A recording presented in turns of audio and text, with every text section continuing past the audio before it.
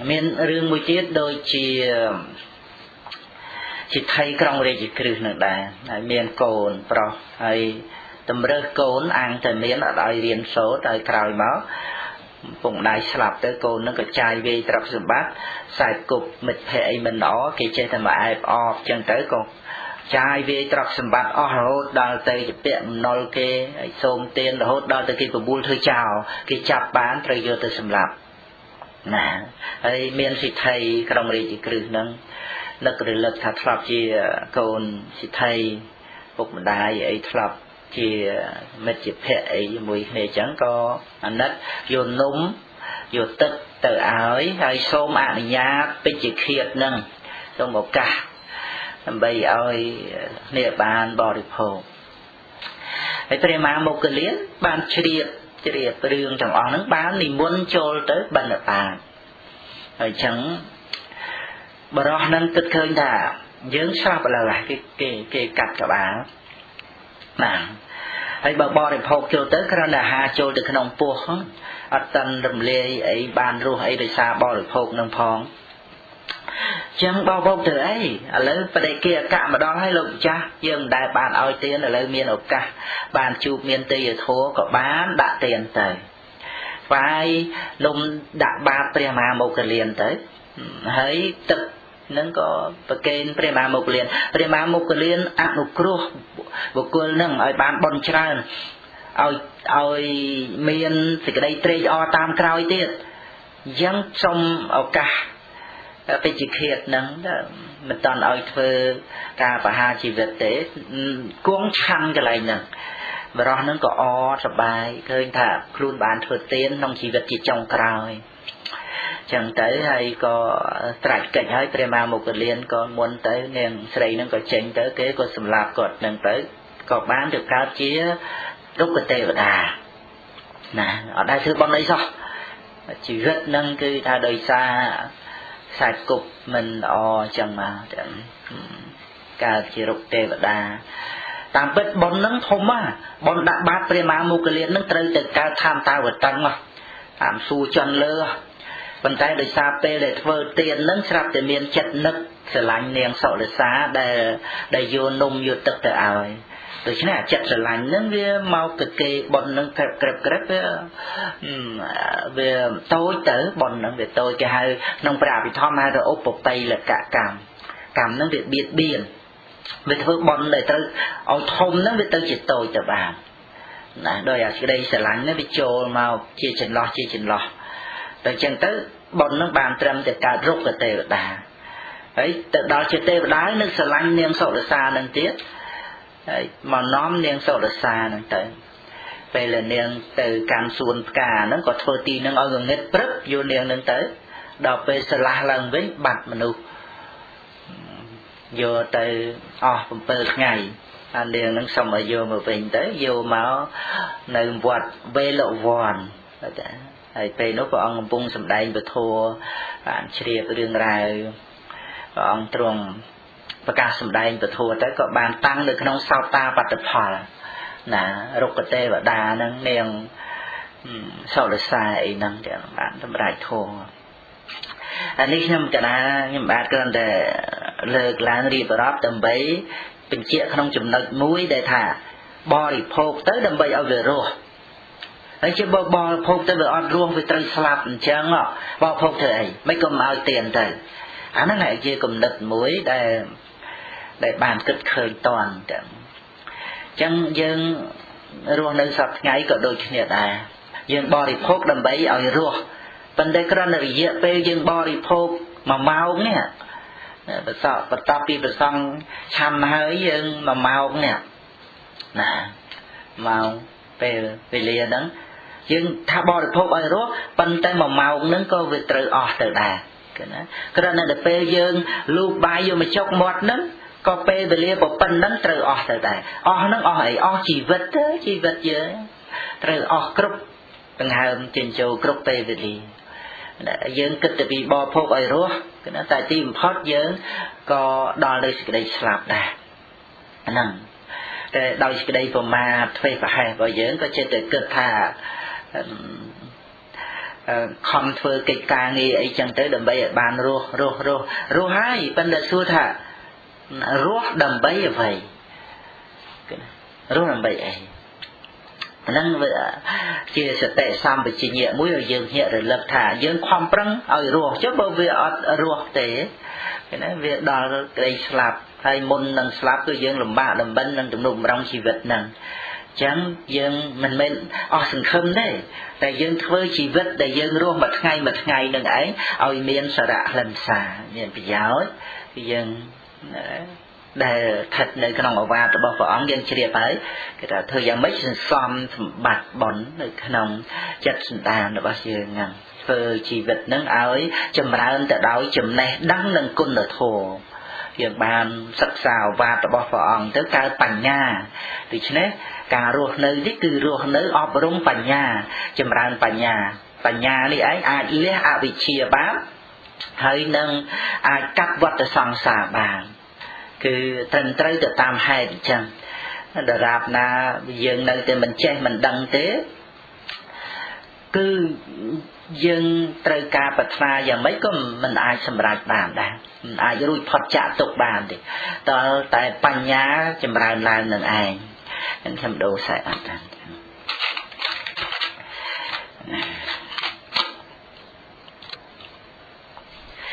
នឹងសេចក្តីនៃពធសម្ដែងបន្តទៅនៅគេថាបនទៅចិត្តវត្តកង់ណាប្រទេសបារាំងពុទ្ធបរិស័ទធ្វើបនគោរពដឹងគុណដាយផងហើយក៏បនកុសលនឹងទិសដល់មេត្តាបិតាញាតិកាអីសង្សារវត្តហ្នឹង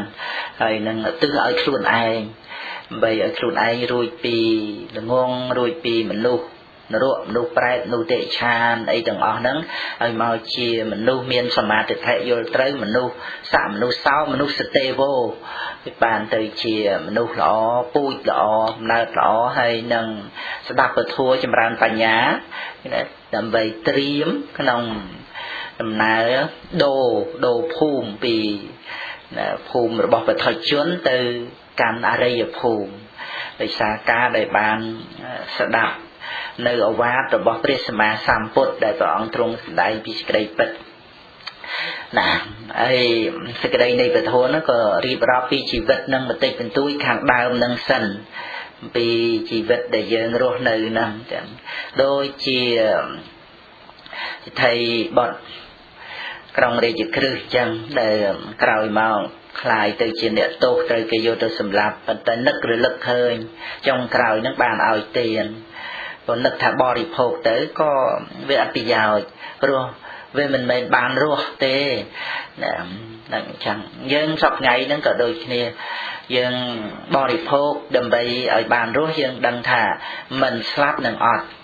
ប៉ុន្តែវាអាចស្លាប់ដោយគ្រោះថ្នាក់រថយន្តហោះឬក៏ស្លាប់ដោយជំងឺផ្សេងទៀតអញ្ចឹងបាន